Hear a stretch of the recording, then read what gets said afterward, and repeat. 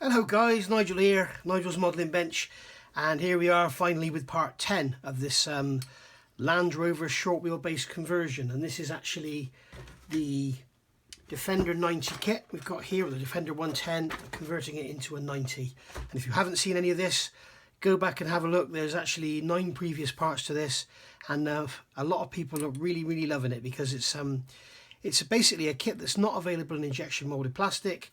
A short wheelbase, so I decided to make a short wheelbase out of a long wheelbase. So yeah, you'll enjoy it, and I think everyone should have a go at this because it's a fairly cheap kit and it's a fairly simple conversion. You don't have to do any real sort of shaping of things. It's just basically shortening stuff and bringing it down, and it's great practice for cleaning up seams and everything. There's seams everywhere in here, so yeah, give it a go. So right, at the end of the last part, we talked about, we got it all painted up and everything's done XF67 A2 green. If you remember, I talked about some sink marks I wasn't very happy with on the doors. I've dealt with them. I basically just put Mr. Surfacer in them, left it for about a month, and then sanded it down. So basically that's all been sanded again. So you can see the sanding marks in there, but once it's had some dust on it and stuff, I think we'll be fine. But yeah, just give them a coat of green paint, give them another coat later on, and all will be good. So I want to get now and paint this rubber seal around the windscreen, and then we can get the dashboard fitted and everything. Now there's a technique I use for doing this that some of you may have seen or may have not seen.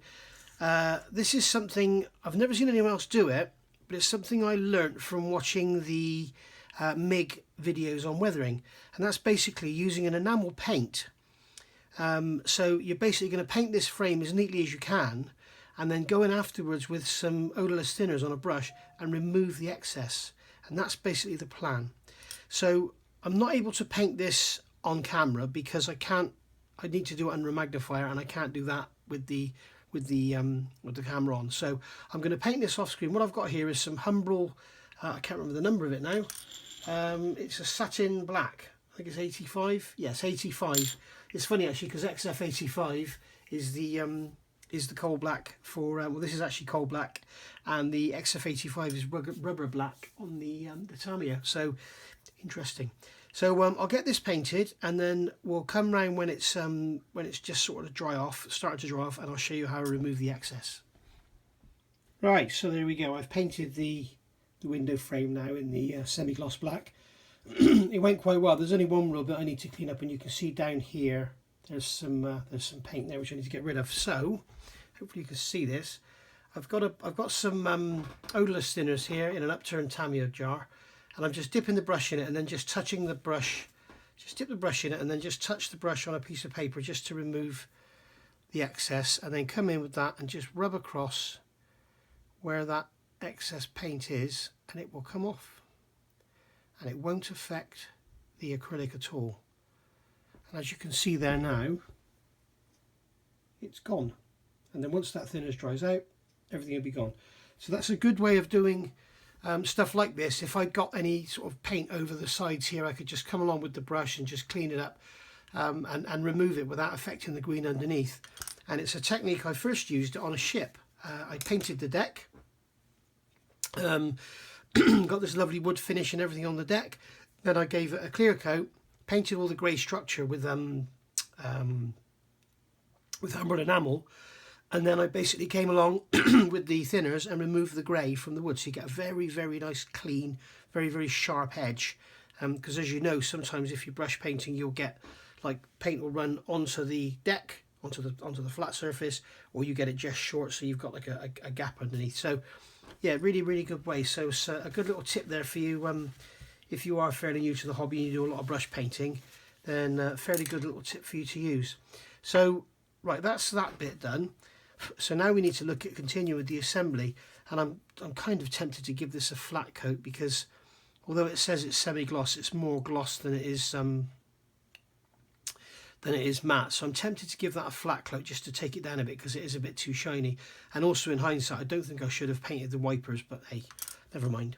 So I think I'm going to give that a quick dull coat just to knock it back, and then we'll go from there. I'm going to have to leave that to dry for half an hour before I do that.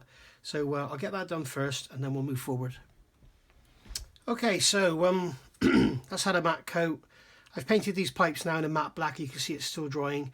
And then I've gone around with the thinners, like I said, and basically softened the edge down. And because this is in the engine bay, it's the bulkhead, I've kind of got a bit of a shaded look there. I could leave it to dry a bit longer and then go over with some thinners again and remove some of that shaded look. That is one of the beauties of using enamel paint, guys, is you can play with it. With acrylics, it goes on, we know it's fantastic, it goes down, it's done, it's like 10 minutes, it's dry, you can handle it, you know, wonderful. Enamels do take a lot longer to dry, but because of that, you've got a lot longer to play with them, you can manipulate them. If I wanted to completely get rid of that, I could just go over it now with some odorless thinners, just rub it on with a brush and just get all that black off, no problem at all, and it wouldn't affect the green. And like I say, if I want to go in now, I've got some odorless thinners here on a brush. I can go in now and I can rub that around and spread that black staining that's on there, just spread it around, get it really wet and move it around and just give it a grimy look, if you like. And that works really well if you're trying to weather something but you don't really want to sort of chip it and dent it and scratch it and cover it in mud, you know, something like an aircraft undercarriage bay. You know, you can do this kind of manipulating the paint and moving it around and having it darker in the corners. Like for instance, what I can do here, I'll just show you. I'll come along, I'll get a drop of enamel paint and I'll put it there in that corner. Hang on, let's get a decent drop. I'll put some enamel paint down in that corner there. Leave that just a few seconds just to go off, just so it sort of starts to bite. And then I can come along with some thinners, get the brush wet, and then what I can do is move that around and pull it about, pull it down here. I hope you can see this and it's not just glaring in the camera, but what I'm trying to do here is trying to look through the camera is just move it around. Okay.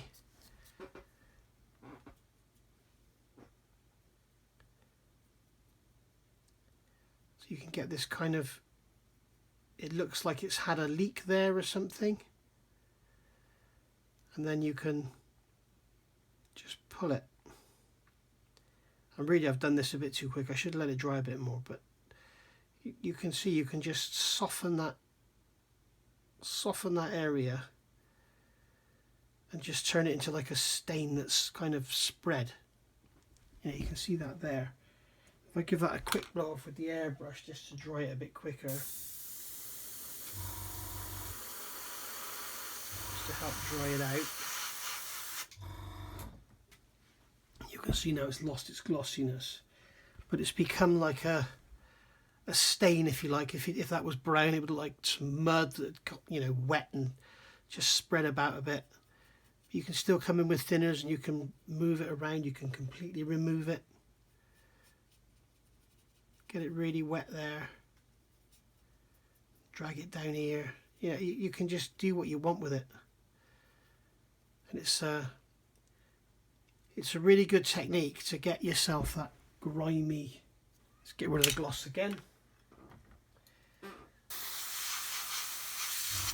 Literally is that quick. You can see you've got a grimy, stained look on it, and you can, as I say, if you don't like it, just get it wet with thinners, get a cotton bud, completely wipe it off. In fact, I'll show you that. Get it wet, like so. Come along with a cotton bud, and you can remove all of it.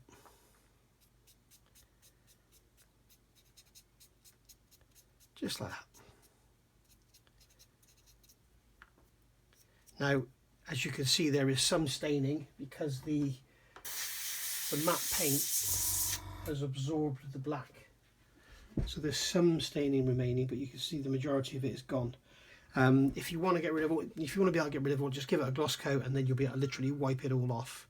But the trouble is, when you use a gloss coat, you don't get the sort of feathered out effect that you get by using matte because it's kind of, it's soaking into the surface and kind of biting in, if you know what I mean. When you do it on On gloss it's kind of just floating it all around. So what I'm doing now, I've got some of this odourless thinners in here. I'm going to make a wash. So I'm going to get a drop of black, matte black enamel. I'm just going to rub that in there and make a nice wash. In fact, it looks this has gone a bit bitty, which I'm not over the moon about. No, that's no good. That's gone bitty. There's some contamination there. It's gone all bitty. So I'll do another little batch. Okay, just to show you that's what's happening when I'm trying to make this wash. I think it's probably the paint. This is a clean Tamiya jar, so I think it's probably the paint that's doing it. So what I'll have to do is get some black oil. So I'm just going to get some, God blimey, that's tight. Got some black oil paint here. So we'll get some odourless thinners. In a syringe, just put a drop in there. That's a little bit more than that. There we go.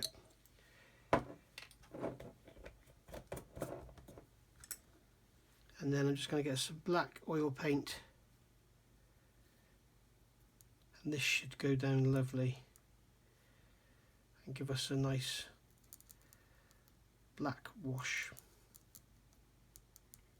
We don't want anything too dark. There we go, that's what I'm after. And this is just to show you guys that when you sort of start spending all your money on all these washes and everything, you don't necessarily have to. You can make your own. I mean, you see how much oil paint I use there, and this isn't expensive oil paint either. This is just a cheap, oil colour set, so nothing expensive. And I've just made a wash there that would, you know, you go out and spend £5-6 a bottle or whatever on these washes. I'm just going to clean the brush and make sure there's no lumps of oil paint on it from where I stuck it in the tube. And there we go, we've got a wash there now. If I want to make it thinner, I can add some more thinner. If I want to make it thicker, I can add some more paint. So I'm just going to come along. I'm not trying to weather anything here. I just want to give this some character and some highlighting. Okay, I need to paint that oil cap as well, don't I? What I'm going to do here is brush that whole area. This will highlight all the bolts of the cylinder head and everything. I'm not going to go to town because it's not particularly accurate. Just tone down that white fan.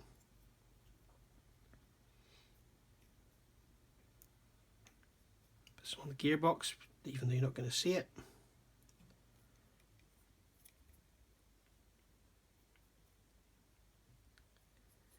Some over the exhaust. And then we can come along and we can put some on the wheels.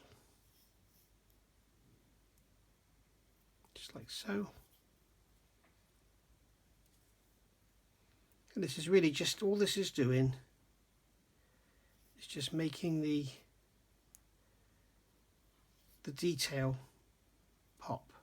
Just trying to make the features, you know, the mold lines in the wheel rims there, it'll just sit in there and it'll just give them that little bit of a shadow, and it'll just make them pop. But when it dries, it'll dry matte and it'll look great.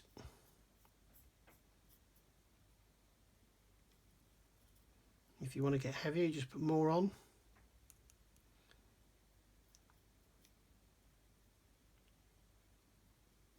Like so.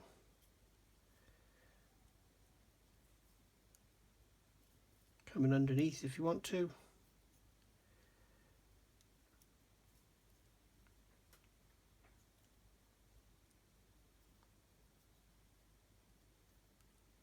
Gearbox, transfer box.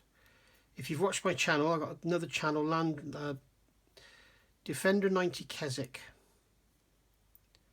Nigel's Land Rover channel.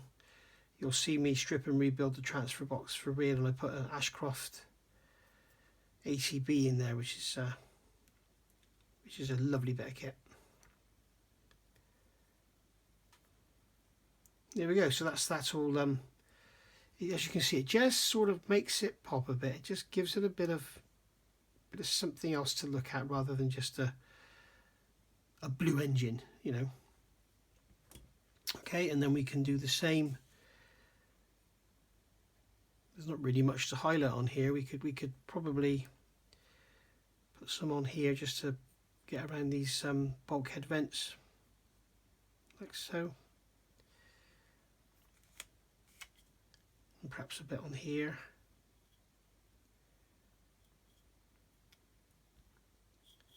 Just to highlight some of the detail in there. You're not going to see most of it because the seats will be there, but some in there around the fuel filler.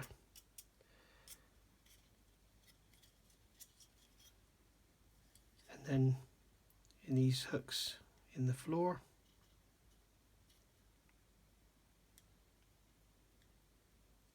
And then we can just brush some down there.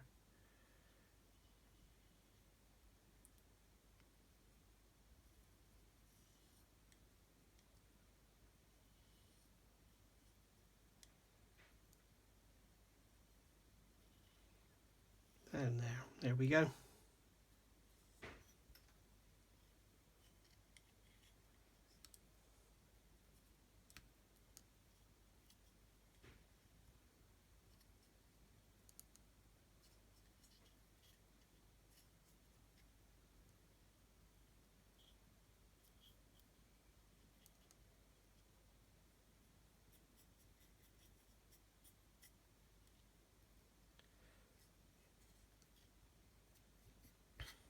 And all it's doing is just filling in the corners. And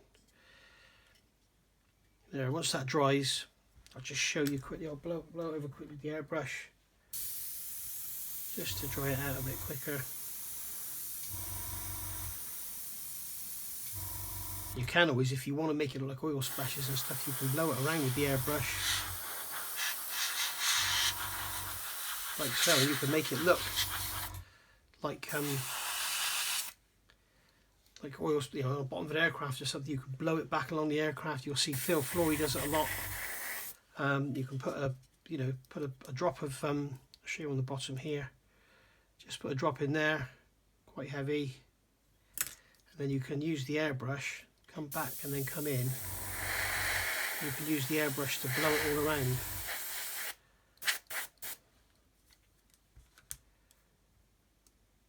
It works better on like a teardrop shape of a drop tank or something, but you can see the effect there. It's blowing it around.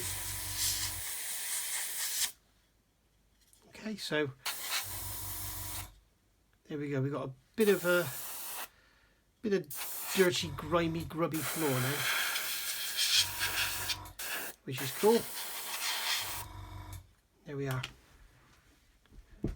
Right, let's get on with some assembly now. So we've got all these little bits and pieces all going to come together very quickly. So we'll start with the seats. Now, I've had a quick look at the fit, and there are, as you can see, there's 4 raised areas here the seats go on, and they're extremely tight. So I've opened up the grooves in the seats slightly, and I've also opened up the narrowed down the actual tabs that they go onto. So you can see they're a very, very tight fit, and they don't even need to be glued because they are never going to come off of there. So we'll put, whoops, how to break your model in one easy lesson. So we'll put these on. Bit of snap tight modelling here. Oh, dear. Blimey, that's tight. So that's going to go down on there like that. So there's the seats in. That was easy, wasn't it? Looking back in the manual, we're going to look at the fitting in the gear sticks and the handbrake. So we've got the handbrake here. Where is it? Here it is, and that's just going to slot into that hole in there, and that is a lovely fit. Let's grab my tweezers and just give it a nudge in like that. That's going to fit in there like that. Nice to see they got this on the right side, unlike Revell. So what we'll do is we undo our glue, and we'll just put a drop of extra thin in there and let that just go in there. I've put way too much on it, and it's capillaried all around all the corners, but we're not going to worry about it. As long as we don't touch it, it'll be fine. Now we've got the main gear stick, we've got the transfer, the high-low ratio stick. So get our Tamiya cutters, cut the sprue nib off of there, and then this is going into a funny shaped hole.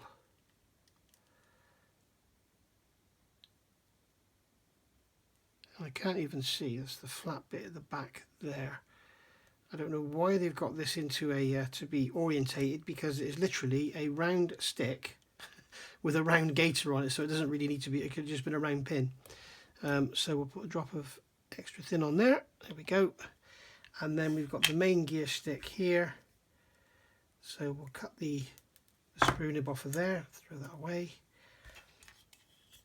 and then glue that into there.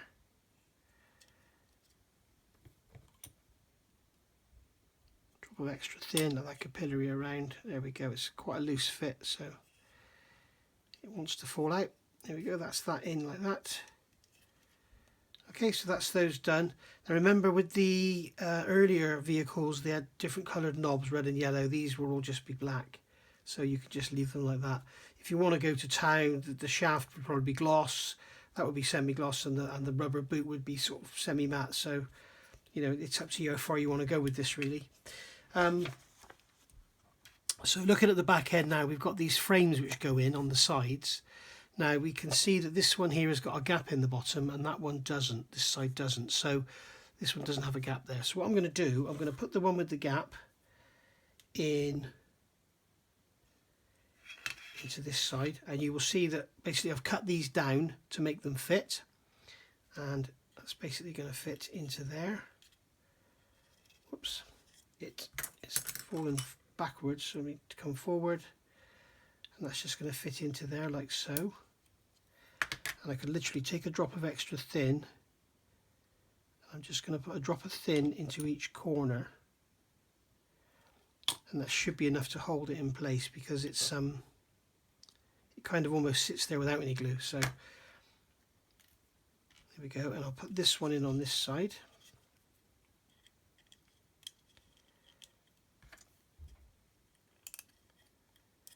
And if you've missed all the cutting down and finicking around with all this stuff, then look back through the previous 9 parts and you'll see how it all works. And as I say, have a go yourself.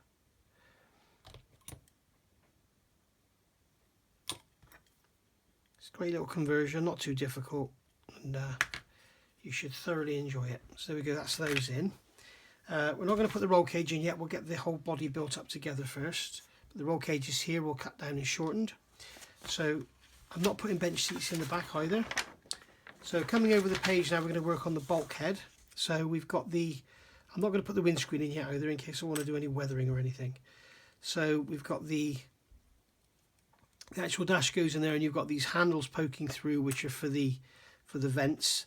I'm guessing the knobs on the end of them should be black. So what I can do is come along with a, wherever it is, a Sharpie. Okay, come along with a Sharpie, and we can just touch it on the ends of those, just to give them a black end. It's a quick way of doing it rather than getting your paint out and everything. There we go, they've got a black end on them. So these 2 pins here are going to go into these 2 holes here. So I'm just going to put some extra thin into those holes, plenty in there, because it's got to dissolve the paint and everything. And then we're going to fit this on like so onto those holes. So that's the dashboard in place. There should be a Land Rover decor to go in there, but there isn't, so not to worry. So we'll leave the windscreen out for now. I've done the pedals black, as you can see. I'm not putting this radio gear in here, okay, because that would entail having the radio boxes and aerials on there, which I don't really want to do. This is just a sort of basic squaddies get around vehicle sort of thing, if that's what you call it, I'm not sure. So basically that's the instrument panel in. So now we're going to turn the bulkhead around upside down, and we've got this part here, which is the heater box. That's going to fit on that pin there. So again, we'll put some extra thin into that hole, and then we'll hold this. I don't want to drop it on the model with glue on it, so we get the model out of the way,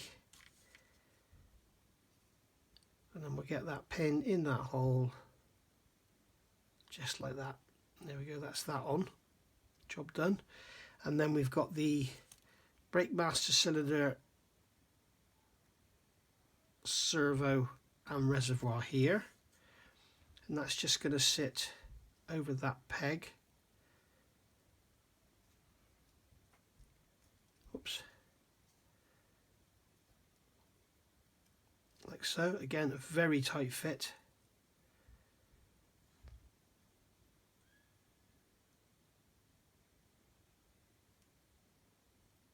I'm not sure if it's supposed to go higher up than that. There we go.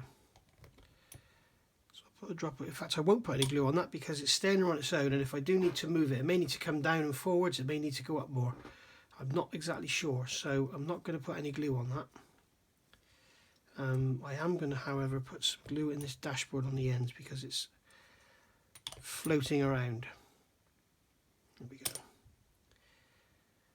So that's that done. Now, if you look in here, it's telling you to put the floor in onto the chassis and then add your bulkhead. Well, what I've found is, if I just fit the floor in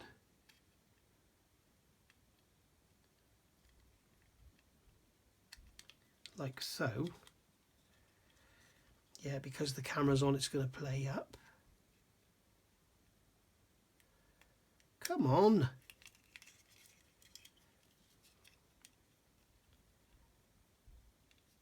You've got the two pins, there we go. You've got the two pins in the back, and then you've got the two pins in the bottom of the floor that go into the top of the gearbox. So that sits there like so, and then it's telling you to put the bulkhead in, but what I found is the bulkhead doesn't want to go over the engine because of these foot boxes here. So what I'm going to do is put the bulkhead in place, just hold it roughly in position, and then come along with the floor. Oh, Jesus. Come along with the floor the wrong way round, and bulkhead in place, and then put the floor in place with the bulkhead there.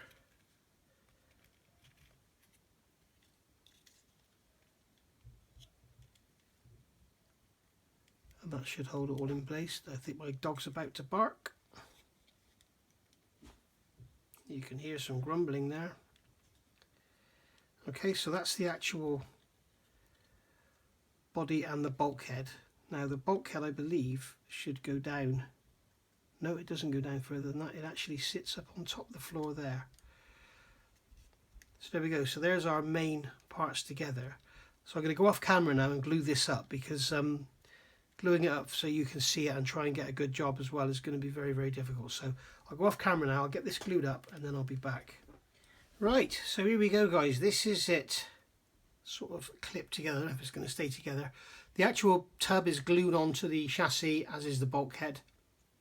Everything else is just clipped in place, and as we can see there, I don't know if you can make it out, we've got the makings of a short wheelbase Land Rover here.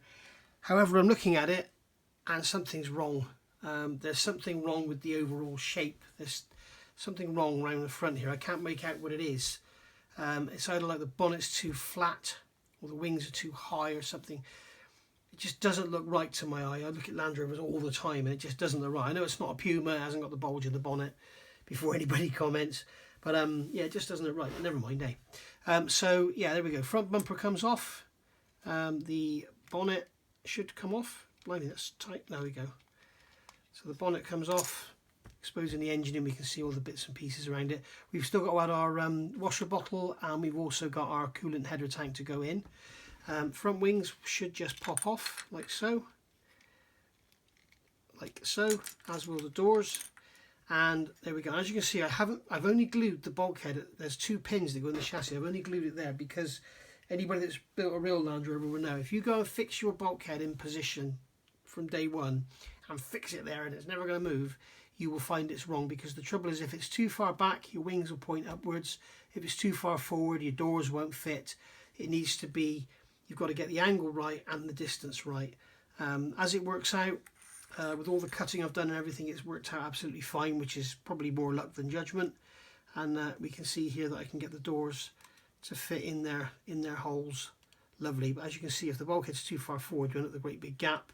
And if it's too far back, you end up with your doors being like this. I will show you, like that. So you don't want that. So yeah, that's not fixed in place. And I've also noticed I've got a hair in there because my dog hasn't been to the groomers for a couple of months for obvious reasons, and hence is shedding hair everywhere. So I think what we'll do just before we close this, we will add these inner arches. That's the wrong one. This is the right one here. Yeah, and I've got the wrong way around. So that's going to go in like so. Maybe that was the right one.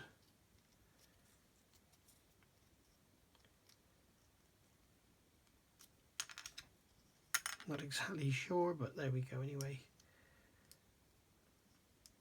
So they're just going to go in there like so. In fact, that was the wrong way around. It goes like that. Seems a bit weird. But yeah, I'll get those glued in. So drop of extra thin in there. And the reason these, if you're wondering whether they're a funny metallic colour, on early Land Rovers they were actually galvanised. So that's why I've done them like that. You could just paint them black if you wanted to. A lot of the later Land Rovers actually have a plastic lining in them. So you pay your money, it takes your choice. You can do whatever you like. But remember, the military Land Rovers, they didn't kind of have they never had the TD5 engine. They did, but not in actual military vehicles. They did in their kind of army / civilian, white Land Rovers, if you like. But the actual military Land Rovers that the army guys used remained with the very old spec. So galvanized wheel arches, Salisbury rear axles, and stuff like that. So and 200 TDI engines, or 300 TDI, I'm not sure. So there we go. We're ready for final assembly. So I'm not sure how to play this. I think what I need to do is get this roll cage fitted on. So I think we'll get this glued on now. So that's just going to slot into place in the four corners. Hopefully, he says. If you remember, I've got a lot of work into fitting this. There we go. So that's fitting in there. So I'm going to take some extra thin and I'm going to put a large drop in there, a large drop in there, the same in there, and the same in there.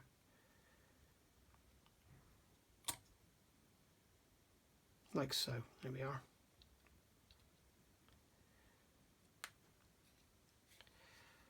So that's the roll cage fitted. So it all looks like it's going together very easily, guys. Remember, look back in my previous videos, there's a lot of work gone into this. But I do show you everything, and it is straightforward. As I say, I think everyone should have a go. So I'm just going to check before these arches dry. I'm just going to check these actually do fit. Yes, they do. They fit beautifully. So there we go. That's all going to fit together lovely. So there we are. Now I'm going to leave it there, guys, because I want to let everything go dry and let everything go hard before I start messing around and pulling it all apart again. Like I've just done there, I've pushed the roll cage in too far. So just make sure that sits at the right height.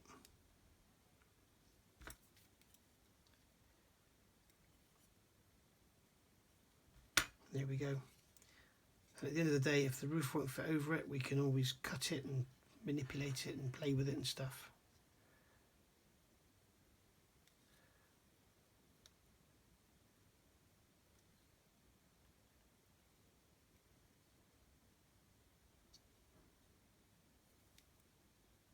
I'll push that one into that corner.